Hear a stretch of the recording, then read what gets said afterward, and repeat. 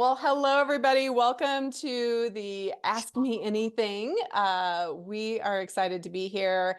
Hopefully, you know who I am. I'm Sari Kimball. I'm the creator of Food Business Success. I'm a coach. I help people start and grow their businesses, launch their CPG businesses to 300K. And is super excited to have April King here with us today as well. April is our Fuel Community Manager, and she is a coach inside our program, and she also has her own packaged food business. So, April, do you want to just say a couple quick words of hello? Yeah, hi everyone. I do know someone on this call. Hi, Ari. And yes, I am the co-founder of Better Than Provisions, and we make a grain-free, sugar-free granola. And I have been selling my packaged food for about 6 years now, and we're in several different channels, from farmers markets to Amazon. So I've been working with Sari as a coach for many years, and have more recently come into the community as a coach and as the Fuel Community Manager, so I can give you my expertise from the actual founder side of things. You bring so Yeah. much experience from all different angles, so we balance each other out really nicely. So I'm glad April can be here today on our calls, and we may tag team a little bit on answering your questions. She'll also help me with technology, and it's so nice to have some support. So looks like we got some more people coming on, so welcome. We just introduced April King. She's our field community manager, if you missed her little intro, but it'll be in the recording. So there we go. So how this is going to work, first of all, I want to let you know I always love to do giveaways and be super generous. So everybody on this call, at the end, I'm going to give you a link that you can get a copy of my book, Key Ingredients. You'll be able to get a free digital version of the book. So if you don't already have that, then you'll be able to grab that at the end. April's going to help monitor questions and let you know that we've seen it. I am going to leave about 5 minutes at the end so that I can share with you how you can get more of this amazing coaching. And we have a really special offer, as well as the free digital version of the book. So without further ado, we're going to get rolling here. Anisha, you were on very first, you were on early. So you have questions. We're going to start with you.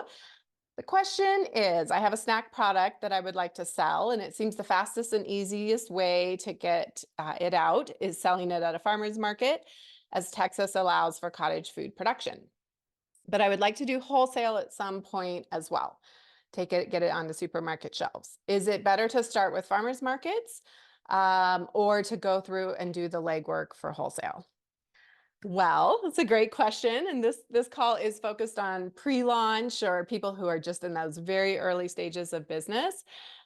So I would say it's there's no wrong decision here. However, I always love to see you like get the minimum viable product out there, right? Get that thing out there into the world, start getting feedback, really hone, maybe it's your flavors, the bag size, the conversation, how you sell it. We actually have an awesome member in Fuel, Kirati, who sells these snacks. She's also in Texas, and she started under Cottage Food doing farmers markets, exactly that. And now she's scaled up and is working with a co-packer to get on store shelves. But I know it can be so helpful. And I'd love April to chime in on this one too, because she started out as as cottage food, starting in a farmer's market. The thing is, when you go on to wholesale, it's just a much bigger investment of time and money. And so you really have to make an investment, I would say, in, more branding, more design. You have to be really committed to like, this is the bag size and this is the price point. And so it just doesn't give you as much flexibility to try out different things and kind of see what's working. What do you think, April? Anything to add to that? Yeah, I mean, I think that when we started with farmers markets, for our first year and a half, we were cottage law and we're in farmers markets, and found it to be a really great way to get um, our product sort of like validated. It gave us more flexibility to try new things, try new sizes, try new flavors, tweak our flavors. There's just so much more room to be flexible. And of course, we've since rebranded to a brand with a brand message and a very specific package.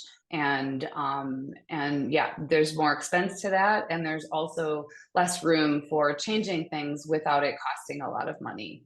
So I feel like I would do it the same way again if I had to do it all over. I would start with markets and start getting it in front of people, knowing, and then it allows you to change your pricing if it's not correct in the beginning. And there's so many advantages to starting by just getting yourself out there. And also, you'll learn what your brand message really is by talking to people. Yeah, absolutely. Yeah. And the other thing that came to mind, thanks, April, that's great, is that, wholesalers, sometimes when you're a brand new product on the market, brand new brand, I mean, a retailer has to make room on their shelf for you. And that's real estate. That costs them money.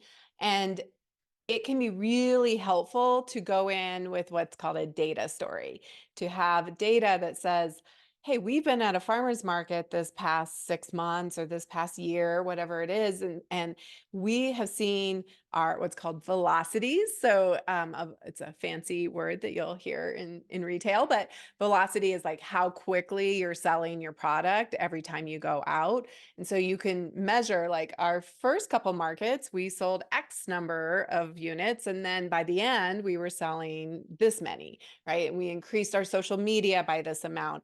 And it gives a buyer at a retail store a lot more confidence when they see that you have gone out and proven the concept and that you have some more data to back it up.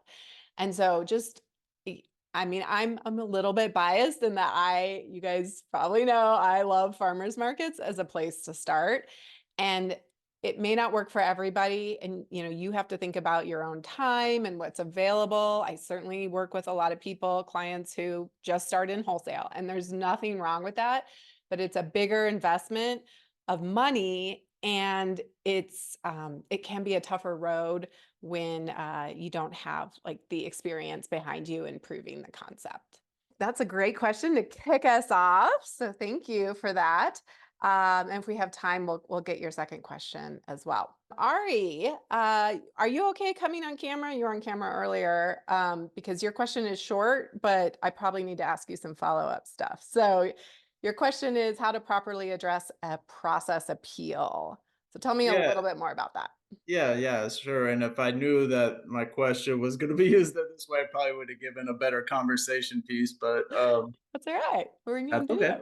Yeah, absolutely. Yeah. So when I attempted a licensing with the county a couple years ago, I ran into a bit of a roadblock, which then kind of just puttered out, and then I went into my regular job and lost focus Yeah. of the project. But one of the things was a process problem Okay. with the county and how they want something done, and they recommended that you can attempt a process appeal. And that was something, if that essentially, I was wondering if you had any experience with, and if so, is there any information or guidance you could share with that? And what's the product? So it's like a jardinera. it's Okay. a it's a hot pepper and essentially olive oil. Okay. And did they say what the So good. process? Yeah. You're Yeah, you're based in Arizona, April's had right? it. Yeah. Yeah. Yeah, Did they it's say it's what a the issue is? it's a heating issue. Mhm. And like you would, if you got a nice bottle of olive oil, you wouldn't heat it up. So, but yet at the same time, because there's not really a product out there like it that they, could directly compare it to other than like a jardinera specifically, Mhm. they want to heat, and I just didn't want to apply it that way. Yeah. So usually, I'm not the food safety expert, although I have certainly learned a lot over the years, but I always love to connect my people with who's, right? And so I have a really great guy, his name is Scott. He he would be a great person to talk to and really like discuss like where can we find the balance where we're addressing the food safety issue. Is it that we just need to heat up the jars and make sure that they're sanitized at a certain temperature, right? Because your county or the FDA is going to be looking for how are we keeping people safe and not allowing botulism or other, bacteria, E. coli, things like that. Yeah. Um, so is there garlic in there? Is there raw garlic? Not raw though. Okay. What kind of, is it cooked or It's like a dehydrated. Oh, perfect. Okay. Garlic's usually the biggest offender, the Yeah, hardest I thing when it's I have raw. come to find that out. Yes, Yeah, it's like this thing that's supposed to be so good for us, but I know. also can like kill us with with botulism. It's wild. So, um, that's great to hear. So somebody like Scott can walk you through, like create a process document. You're also probably going to need to get an actual process authority letter. You typically need one with this kind of product. And so I have a great guy that does process authority letters, but he would probably want to see something from a person like Scott. And so this is where, I can advise you to some extent, but really I turn you over to professionals. And what's beautiful about, what I do is I'm a connector and like I've collected all of these great people that are part of like your advisory team.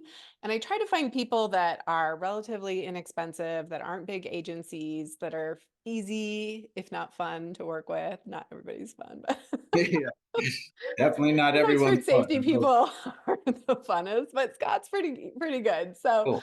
Cool. so I try to find you people that are going to be, fast, responsive. They are used to working with smaller brands, and they're not charging like big agency fees. So, yeah, I would say you're probably going to want to come back at that, appeal with kind of pulling out the big guns and saying, I have my FDA process letter and, I've worked with a food safety person. Like we're buttoned up, we're good. Okay, sounds And good. that's Thank going to you. give you a lot of leverage. Yeah. And ultimately, you will need to register. It'd be with the FDA because of the type of product that you have. And so, again, working with somebody like Scott, I mean, I've helped people do that as well, walk them through it. But there is, the FDA website isn't exactly the most user Yeah, friendly. yeah, I checked it out before. It definitely wasn't super straightforward. But yeah, I was just starting with the county, making sure I Yep, can go through those processes and then I'll have a little more momentum to carry me through the FDA approval. exactly. So When that do you was want to good. sell your product? Do you want to do? Well, actually, that's kind of interesting you asked that. I mean, there's definitely a farmers market component, potentially a retail Mhm. component as well, which I'll be starting just within the state. But I there is a potential that I might be looking at a food service application as Hmm, well. nice. So those are kind of the streams I'm looking at. Amazing. Okay. Yeah, all of those are really great. And we're actually going to be talking in June inside Fuel. Our VIP guest is all about food service. And so, how do you get into that food service area and make sure you're compliant and really set Hmm. up for success there? So, we're going to definitely be talking about because that's an overlooked area for people, I think. They're like, oh, let me just get on the grocery store shelf. Let me get at the farmer's market. Let me do online. But there's this whole area of like, maybe you could be on food trucks and in restaurants and things like that. So Yeah, food service. that was something I was considering. Yeah. Absolutely. And it can be a lot more profitable, or at least a little more profitable than retail wholesale and a lot less hassle. Certainly, it would be nicer to be able to pack in large, like 1 gallon containers versus 9 ounce Yeah. containers, and things like that. So I see some advantages for sure. Yeah. And you want to think through that. I actually worked with a client that it wasn't a jardiniere, but it was something kind of similar. It had jalapenos and carrots and and oil and stuff like that. And we did have to get a process authority letter for each size that we did. And so you want to think through in this as you think about appealing and everything, just thinking ahead of like, am I going to do a gallon or a half gallon? What is my container? Because you're going to need to know all that information. You might as well get it all done at once instead of having to go back and do it, Yeah. add and add. Good advice. Okay, awesome. Thank you. Sorry, great to meet you. You too. You have Marissa Allen on the call. Okay, so your question is, what are your thoughts on trying to create your own brand and packaging There she versus is. hiring an outside agency or designer? So since you're here, hi. Hi, how are you? Can you hear me Good. okay? Yes. I'm like you. I need a tech person to operate my own iPhone. So Totally. And yeah, where are you starting your product? Where do you want to start at? What sales channel? so I'm in New York and I'm looking to start a chocolate business. Okay. And so it's pretty tricky because I've learned that cottage rules in New York require that chocolate is actually made in a commercial kitchen. And so, it's definitely a higher barrier to entry than I had expected. But I'm really into this and I want to do it. So I've found, some commercial kitchens that I can, work out of and cook out of and getting my licenses and whatnot. And so, but when I add up the costs of like renting a commercial kitchen, versus and then making the chocolate and testing the chocolate and all that stuff versus like going out and just finding a co-man and operating with someone who can create my recipes, and I know the questions about branding because this is all kind of leads up to, all right, well, if I go the co-man route, then I'm going to need to get someone to help me brand it versus if I can do it myself, I can obviously create the packaging and whatnot. So yeah. Okay, I'm so really it's actually a bigger early. question about sales channel and production, right? What level of Yes. production? Because that does determine the answer. I will have a different answer for you depending on that. So, and I specifically have worked with chocolate makers, and so I'm very familiar Oh, in good. this space. If you go and work with a co-man right out of the gate, just know like your investment is going to be much higher at the beginning. And so Right. I do recommend looking at the entire package of what do I need to be the most successful out of the gate with a co-man where I'm walking out of here with probably a minimum, and this would be on the very low end. You would have to, and I have worked with some very small chocolate co-mans that you might be walking out of there with a minimum of 3 or 5,000 bars. Yeah. Yeah. Right. So, and that's on the low end if we can find that. And So that's when you're connected. yeah, exactly. I'm not saying that you're going to be profitable right out of the gate, but we can at least find you somebody to make it. I will Yep. say that, so you want to be able to, when you're having that many bars made, you want to put in the work ahead of time and make the investment ahead of time because, you are going to be investing a lot more in the co-man. And imagine if, every bar costs you $1.50 or $2 to make, right? That's already a $6,000 investment. If you're getting 3,000 bars, right? Something like Right. that. So I would rather you come in and really make the full investment and not half-ass it. And be like, well, I mean, it's good, but like not good enough to really be on store shelves. And I mean, you're in New York, right? You're going to have to stand out. You're going to probably have to be Right. pretty premium. And so, yeah, I would make the investment. My recommendation is always Christopher with Tenfold. He did April's packaging. He's done a lot of the packaging for many of my clients. Happy to connect you and look at others. I think the biggest thing when you're working with a designer is you want somebody who really understands how to tell a brand story and pull out that brand identity. We're not just creating a pretty logo. We're creating something that is going to move our target customer to purchase our product. And we want something that really speaks to them. And here's the big difference, like why I don't always recommend just like, let me just go hire my friend or somebody on Fiverr is that you also need to be FDA compliant. And a Right, with lot the of, labeling. yeah. And a lot of Yeah. designers make pretty stuff, but it's not made for compelling somebody to put this in their basket. It's not like Mhm. compelling action. And it often, what gets sacrificed from a designer's side is the FDA compliance. And the FDA Right. says your marketing does not trump FDA compliance. And so Yep. somebody like Christopher, I have a couple of other designers I work with on occasion, like you want to work with a designer that that they're going to be comfortable with that. They're going to be comfortable with somebody reviewing it for FDA compliance, somebody like myself, and that they recognize that that's part of the brand package, right? That it's Yes. all FDA, Makes sense.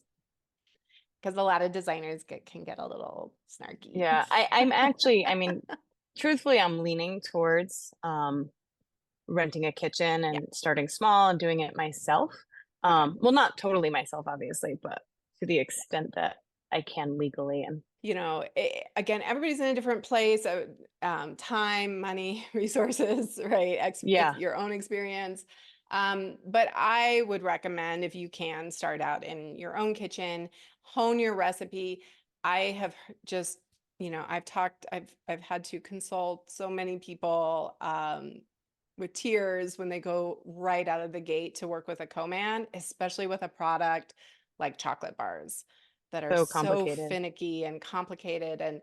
And here you are trying to take an artisan recipe and then you're like scaling it up on this big level, and it Yeah. just doesn't scale that way. And yeah, I mean, it's challenging. It's really challenging to work with a co-packer with chocolate. So Yeah. I would personally hone it in, refine it. There are ways that you can do beautiful packaging that is simpler. You don't need to necessarily go get like super fancy printed packaging done. Yeah. And that does give you more flexibility. Like we talked about on the very first question, is like flexibility to try out different Hmm. branding, different sizes, different flavors, right? It gives you a lot more flexibility there. Thank you so much. You're so welcome. Good luck. I hope Thank you. you get going. All right. All right. We also Who else we have got? Leonard Lee is on the call. Great to join this, and thanks for doing this. So yeah, I'm trying to build in as much margin as possible, and I think you addressed this a couple questions ago. Sort of like it might be okay to be unprofitable at the beginning, marketing expenses, startup expenses, overhead, all that sort of stuff. But I've heard that one of the biggest traps to get into is like, have such low margins at the beginning, and once I achieve scale, I'll be profitable. And I've heard you sort of then keep chasing scale and profitability. So I've heard it's good to build in as much margin as possible right from the jump. Is that maybe a good way to put it there? Yeah, it's a real balance there, right? You do just sometimes have to get the product out there and test it, that MVP, right? Where you just like, so I'll give you an example. I worked with a gal who was doing like gummy snacks for kids and like kind of like gummy bear things. And she couldn't do it in a kitchen. She didn't want to. She wanted to work with a co-man. A co-man, it was like a minimum of 1 million pieces, right? It was going to be very expensive. And so we found somebody who was like kind of a co-man, kind of an R&D lab. They could make small batches for her just so she could go improve the concept. And her margins were terrible. I mean, they were like 20% or something like that. It was practically like losing money every time she made a sale, but she was able to test the sizes. We actually ended up resizing it and making it a different size.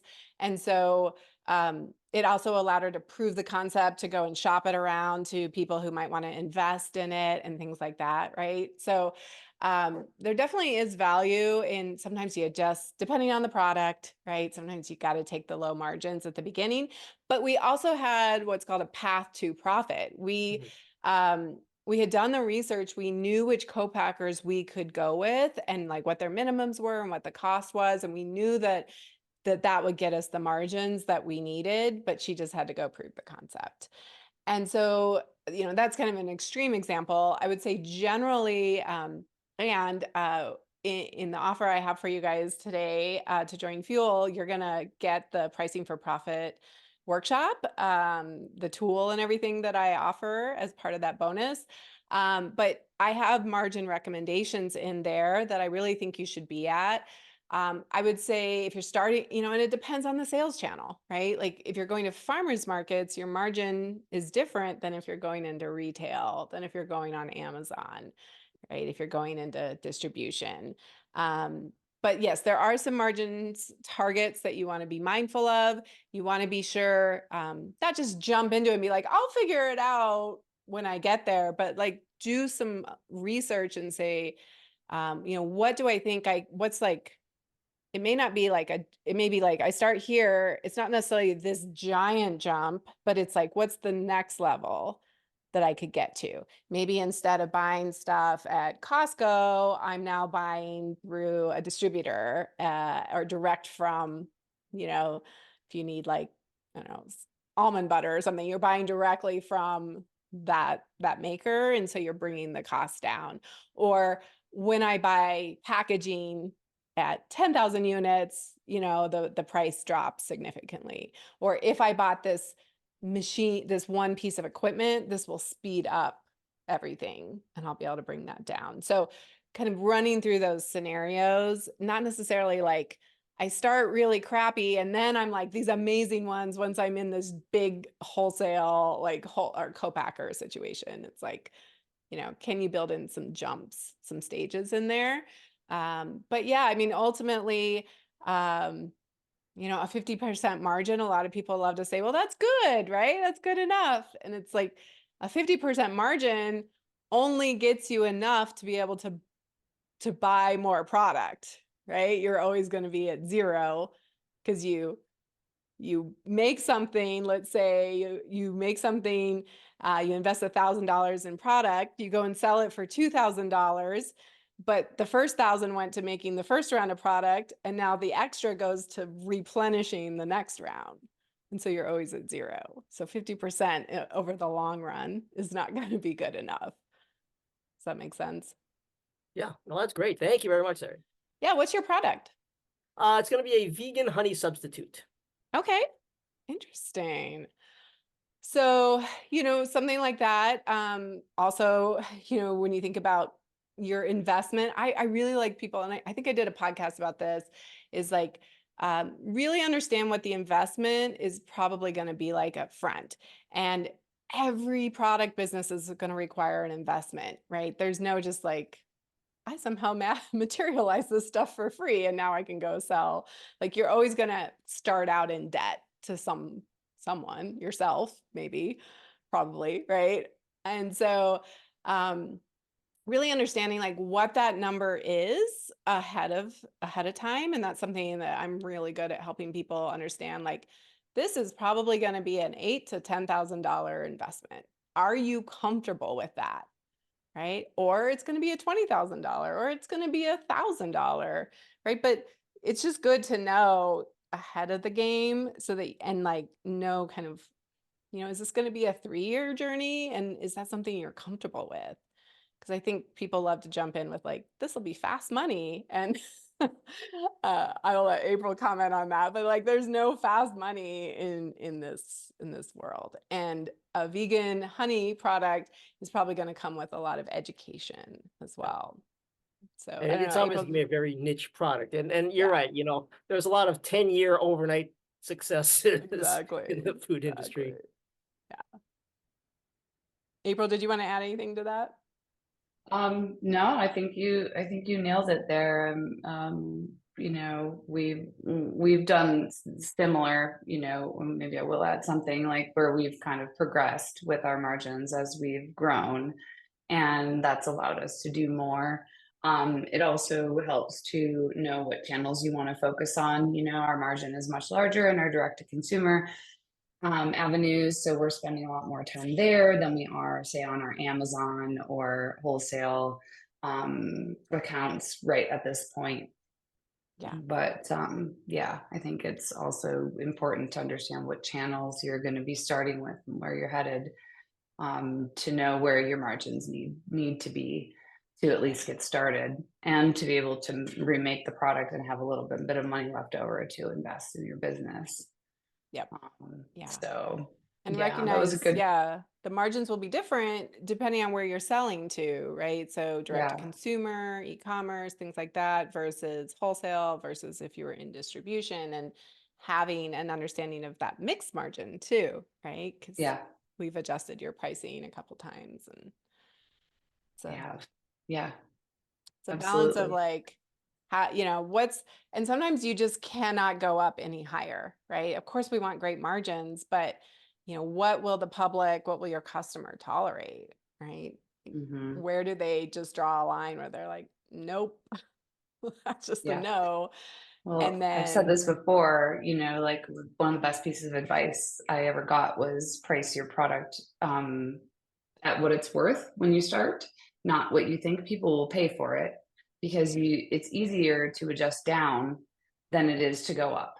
yes, So, we started with a $15 10-ounce bag of grain-free granola, and we found customers that were willing to pay that. And then we've kind of worked our way back. We've increased our margin by our buying power, but also by, reducing the ounces and lowering the price too. So there's lots of little magical tricks you can do in there to make yeah. it work.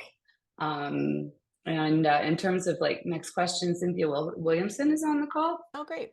So I have developed a craft cocktail and mocktail concentrate business. Okay. So I'm using my experience as a bartender. I've been a bartender for 18 years, and so I decided to develop a line of craft cocktail mixers. I've been successfully selling them at farmers markets for 3 years now. This is my third year, and I am getting a lot of repeat business, and I want to reward my my best customers. So I'm actually this year I'm having a lot of people come back to find me, like bringing people and going, hey, you need to try this. Like, remember I bought this last year or last week or whatever it is, and you need to buy it. So I would like to start some sort of affiliate program, or lack of a better term, where I give my best customers, say, a code, and they can give it to their friends. It would be like a code for my website or something like that, and they would get, so their friends or new customers would get a certain percentage off their first order, and then my best customers could get a kickback. So Mm-hmm. I could track the code and Yeah. see how many times it's being used, and reward that person with some sort of kickback. So I guess And you sell I'm online then, in addition to farmers markets then? that's right. Yes, Okay. exactly. So yeah, so I don't really know how to organize it or where to start, or if there's some pre-existing apps or programs out there that I Yeah. might be able to use. And I definitely have a response to this, but I know April's working. You have an affiliate thing you're working Yeah, on right now. we're not working with an affiliate program. We're working on setting up what's called a rewards program. So it's different than an affiliate program. Affiliate is something that somebody else might be able to install on their website, or they can promote it. So a rewards program is more like you're giving your customer rewards for their purchases, their business with you, their repeat business with you. But then usually in those scenarios, there's also a built-in referral aspect to it. So it's more of like their referral, and you can set it up the way that you were talking about. So you can set it up so that when they share the link with their friend, and their friend makes a purchase, the friend saves 10%, and they can then they save 10% off their next purchase. So what you'd be looking into in terms of like something to install on your own website would be a rewards program that has a referral component. Yeah, I like that. I like Mm-hmm. those a lot. And there are just straight up affiliate add-ons that you can, I don't know if you're what I usually use Shopify, but there are affiliate things you can add. I would say it's kind of, um, I don't know how well those actually, like, it's cool and it's fun to think about, like, yeah, that would be great to reward my best customers. I would say, like, just reward them through a rewards program, or like, I'm a big fan of punch cards at farmers markets. I know that's I remember telling April and her partner Earl about that, and they were like, "Really?" Like, yeah, they're amazing. And they work really well. People And love our punch customers cards. take it very seriously. Yeah, people love Like, punch Okay. cards. yes, but And yeah. you can always then like do the double, like, thanks so much for referring somebody. Let me give you a couple extra punches or things like that, right? Oh. It's a way to reward people in the moment without giving them product necessarily. So I'm a big fan of punch cards at farmers markets. I would say, unless somebody's pretty savvy in business and maybe already an entrepreneur, I don't find that a lot of people use affiliate stuff very much just as like a lay person, where I mean, they're happy to, they just want to tell people about it. And so how can you just reward them for their own purchases, and maybe there is like some kind of referral program built into a rewards packet, a platform. Um, it's one of those levers that sounds really good. And certainly, like, if you're working with professional influencers or things like that, you're going to need an affiliate program. But I always want to ask, my clients and members who are in my programs, it's like, is that the best lever that you can pull, right? When there's like a million things you can do in your business, is that the one that's really actually, are you going to spend all this time setting it up and then no one's going to do it? Right. Very few people. Right. Right. Are you getting I people guess, on an email list at this point? still developing that side. So That's where it's a I would lack. start. Yeah, Okay. that's where I would personally recommend starting to build an email list and starting to build the relationship that you have with your customers in that way. Because now, see, we've built an email community, and we have a really strong relationship and a good open rate and a good click-through rate on our emails. And that is how then we are going to launch our rewards and referral program. So I already have a warm audience that is buying with us, that is engaging with our emails. And now I have this rewards program that I can further entice them with, or expand my reach through them, right? They're already warm, and you do have people, it sounds like, that are already telling other people about your product, that's where it's good to have a referral program.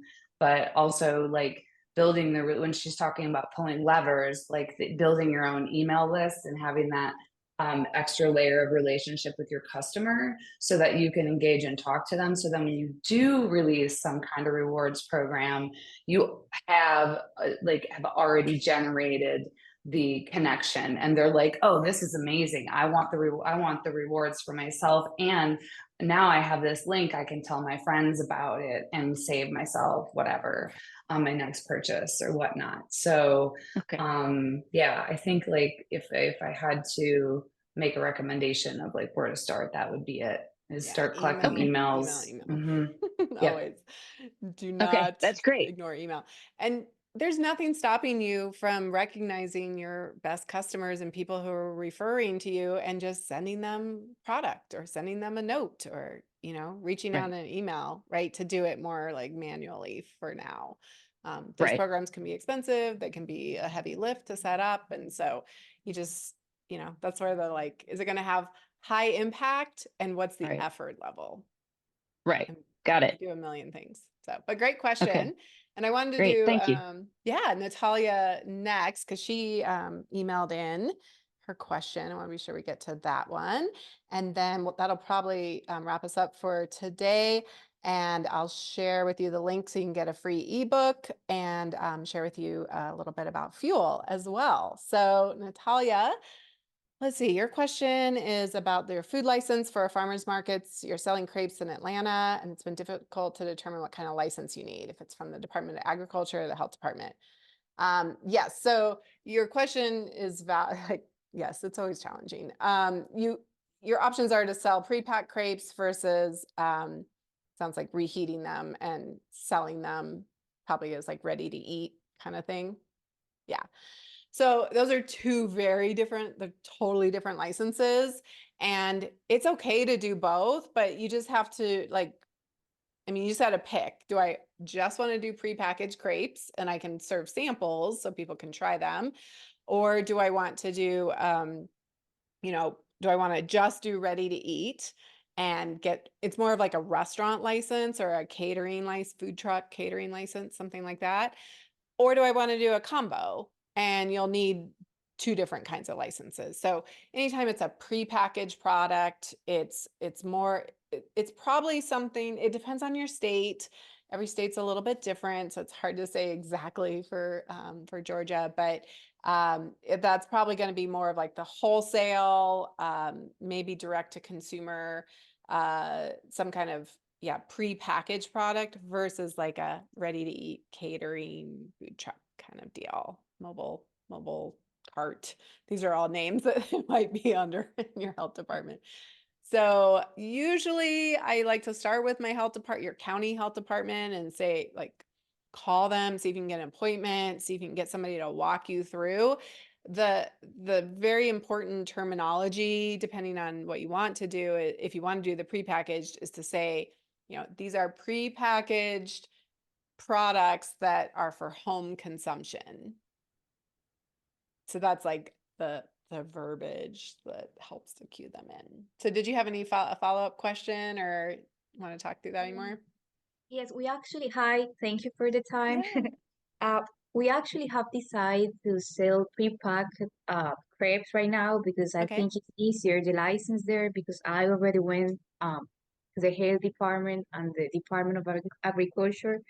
So my question is like I have talked with some of the community kitchens around here, and I think right now I'm more thinking about how to choose a good community kitchen for you. You think it's better if you do some calls or if you visit some of them? Because I have realized that they are different. Someone has more social, um, like purpose. Another one is more like business pay, and that's it. So yeah, I think right now Yeah. we finally got it, but Well, there's so many. Good. Well, I'm glad you made a decision. First is like, just make a decision. We're going to do yes. both. We're going to do this one or that one, right? That's sometimes the hardest thing. And I do a lot of coaching with people in Fuel just about like, okay, there's no wrong decision. Let's just make a decision so we can take action. Obviously, like starting with the simplest thing, I think doing prepackaged is great. That's probably your simplest way, right, to get started. You could always add later. We will do. So I think looking for a kitchen, you definitely want to think about first.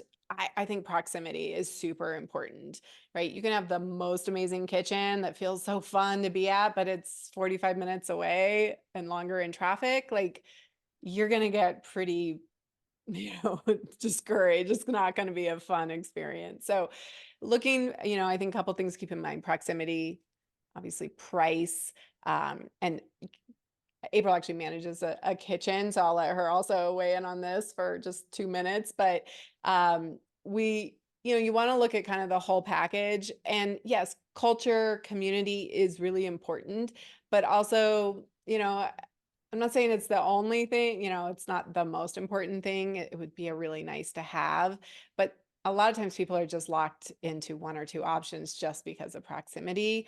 And I never want people to get locked into like a year contract, or even if you can help it, like a 6-month contract. Like, can you find something that, you can start out with and then grow into and not get super locked in? What do you think, April? Anything to add to that in like 1 minute? Yeah, I agree with you on the proximity. I think you don't want to travel too far because you will get burnt out on that. But also, does the kitchen have the equipment that you need? Like, make sure you can get a tour. Get a tour before you sign up for anything. Don't just feel, like we have a process. We take an application, and then I put people sort of on a wait list and put them in.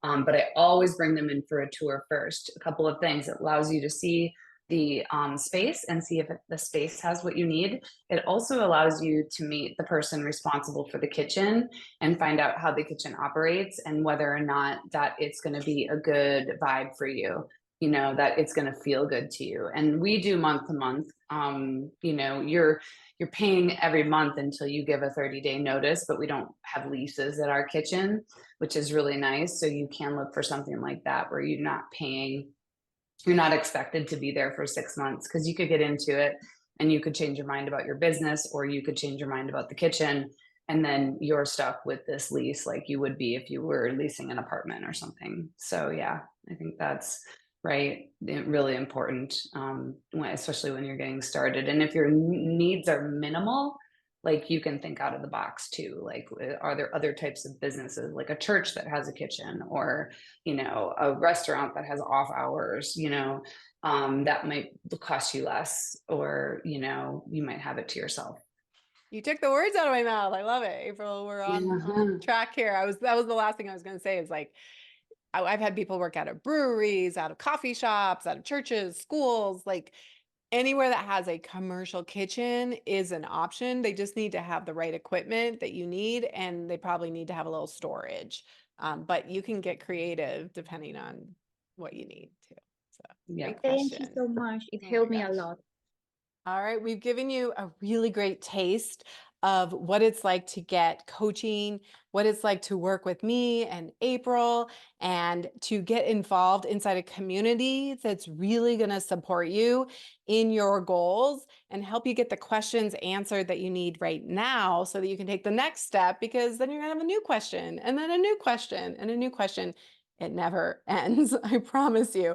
All you're doing as a business owner is just solving problems over and over and over again. And you might as well find some people who have expertise, who've done it before, who know people who can help, and have community, so that you have accountability, you have support, you are celebrating your progress, and you just don't feel so alone. This is really lonely to be an entrepreneur. You kind of feel like you're just in this vacuum and nobody really gets you except other entrepreneurs doing this. So I would love to share with you. First, I want to give you an amazing offer, a free digital copy of my book, Key Ingredients. It was a bestseller on Amazon, and it's all about how to turn your passion product into a profitable business. So go ahead and grab that free book.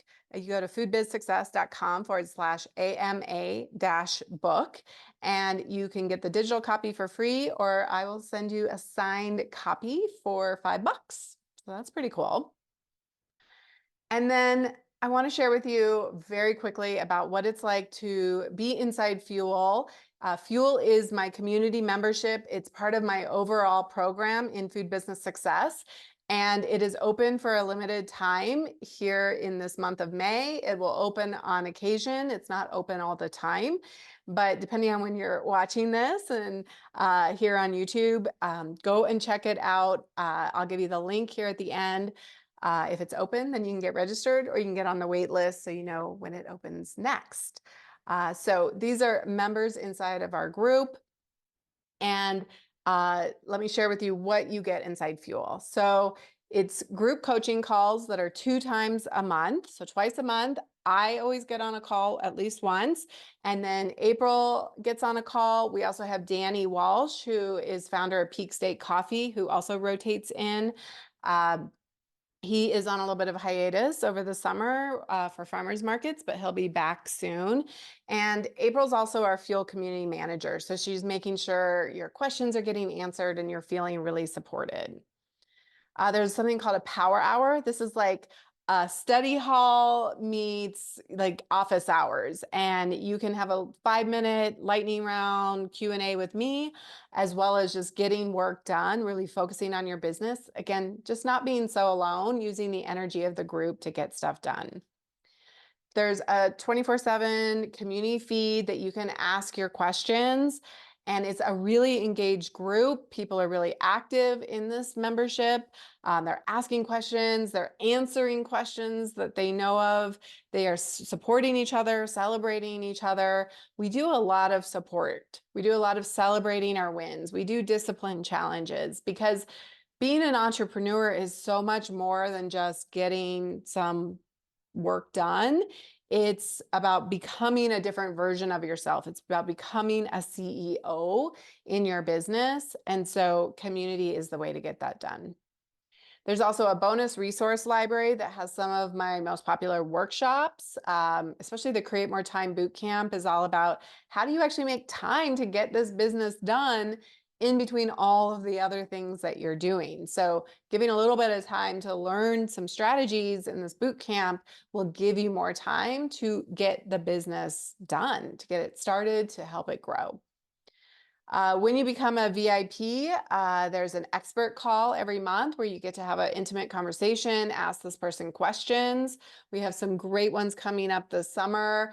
We're talking about food service, food safety, SEO. We've had amazing guests come on our calls, and these are people that you would never be able to get time with otherwise. But here, because of the people I know, I bring in amazing people that are super fun to talk to. When you're a VIP, you also get a 30-minute strategy session with myself. So that is what is included in the monthly memberships. And it's an incredible value. The strategy session alone at VIP status is $128. The bonus resource library is valued at $197 if you were to buy each one of those separately.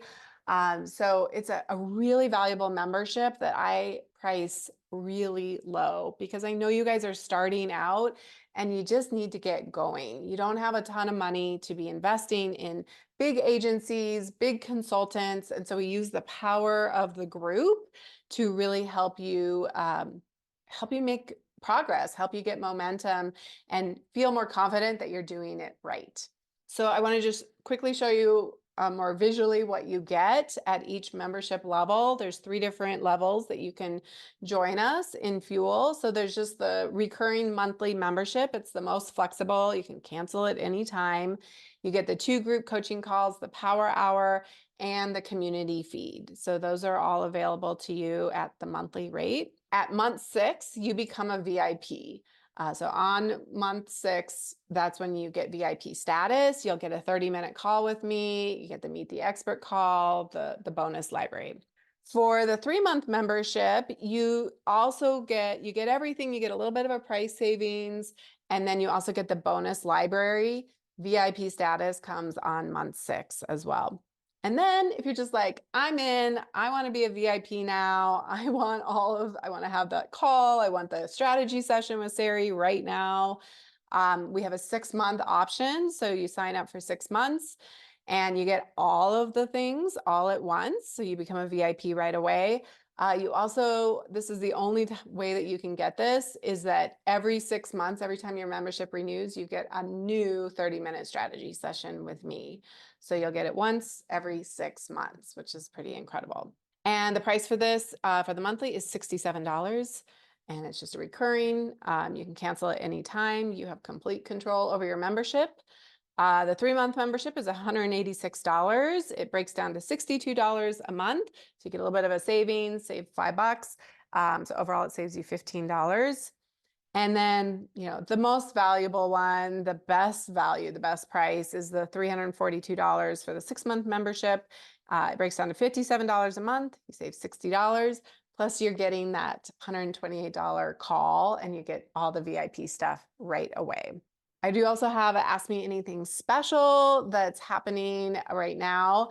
This goes through the end of May, so May 31st, 2024. So you may be listening to this later and there may be a new offer or there may not. But if you're listening to it in May, you're watching the replay, you can save $10 on your first month using code May10.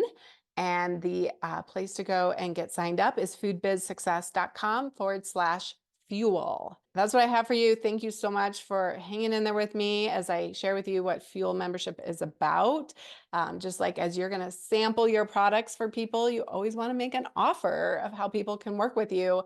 And I hope that you saw the value of what coaching can do just from this call, you got a little taste of it. Yeah. And today's call was very similar to what we do on a coaching call. So you get to ask the questions you have, you'll get the answers that you're looking for. You can ask further questions. We sometimes even the group is a resource for you if like they have had an experience that, you know, one of us doesn't have, or there's something they're working on that you're working on. So you develop a lot of relationships outside of just the coaching, but this is what it looks like, really. Exactly. Yeah. So we've given you a little taste, and I'd love for you to come join us in Fuel. Come hang out with April and I and all of the amazing Fuel members. I really look forward to helping you. I think the best thing you can do as an entrepreneur is to get support, get help, and you will speed things up so that you will stay in it. You heard somebody earlier talk about how they just